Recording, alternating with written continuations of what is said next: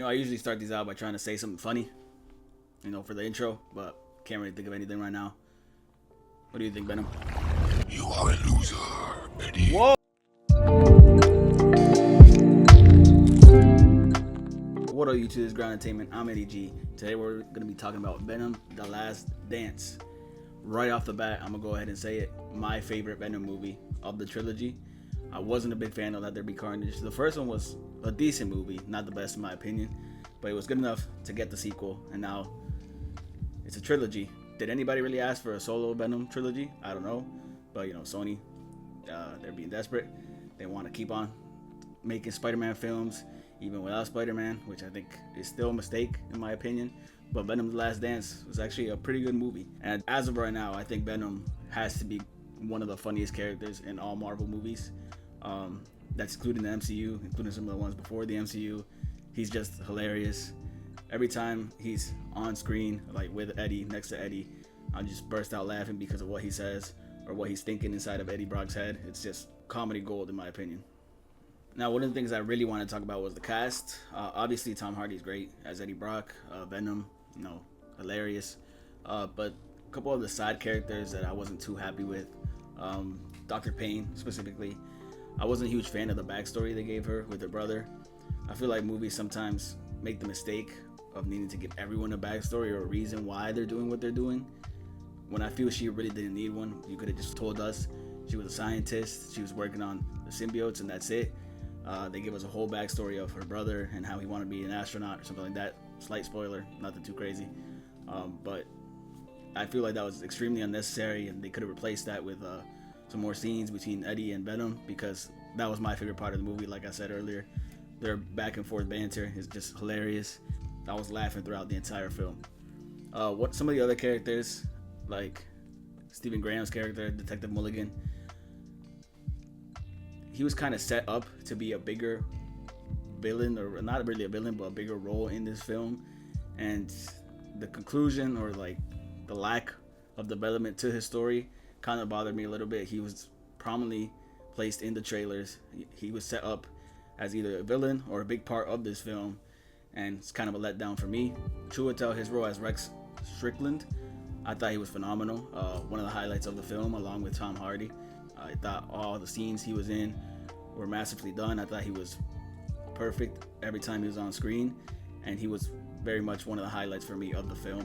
Another character that I feel could have been used better was Clark Baco's character. I'm sorry if that's not how you pronounce the last name, but I also thought she was kind of a useless character up until the final act, when she becomes pretty important, without saying any spoilers. During the final battle scene, she was important, but I feel like throughout, she was kind of just like a filler character. It didn't seem there was much of a reason to really have her there. So I think there's a couple characters who lack screen time or lack development, and ironically, one that was a little too developed for no reason, like I said earlier, about the whole backstory with her brother and how he wanted to be an astronaut. I really didn't think that was necessary to put in the film. If you disagree with me, go ahead and say in the comments, but I don't think that whole backstory was necessary. Overall, though, the film was hilarious. I was laughing the entire time. Tom Hardy, again, killed it as Eddie Brock. The one highlight throughout the whole trilogy, even though I don't like Let There Be Carnage, was Eddie Brock and Venom. Their back and forth, their relationship has been perfect throughout, and that's one of the reasons why these films work, because it's a anti-hero Venom. He's not this evil person, he's this evil entity, how he is sometimes in the comics, and it was great throughout the trilogy. The back and forth between him and Eddie, again, a highlight in this film. Definitely the funniest of the three Venom films. So I had a great time watching it. The story, although it's not the best, it's good enough to where it doesn't detract from the fun the movie is, because that's what they wanted to do with this film, was make it a fun movie. They didn't want to make it too serious. It's just a fun Venom movie like the first one. I feel like the second one tried to get a little too serious at times.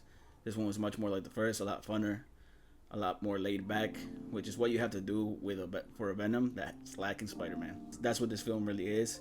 It's just two friends going on a journey together, and I think that was great for a movie titled The Last Dance. They're going on the last dance together. Great choice by the filmmakers. Overall, the movie was a good time. I was laughing throughout, which is what you want from a comic book movie at the end of the day.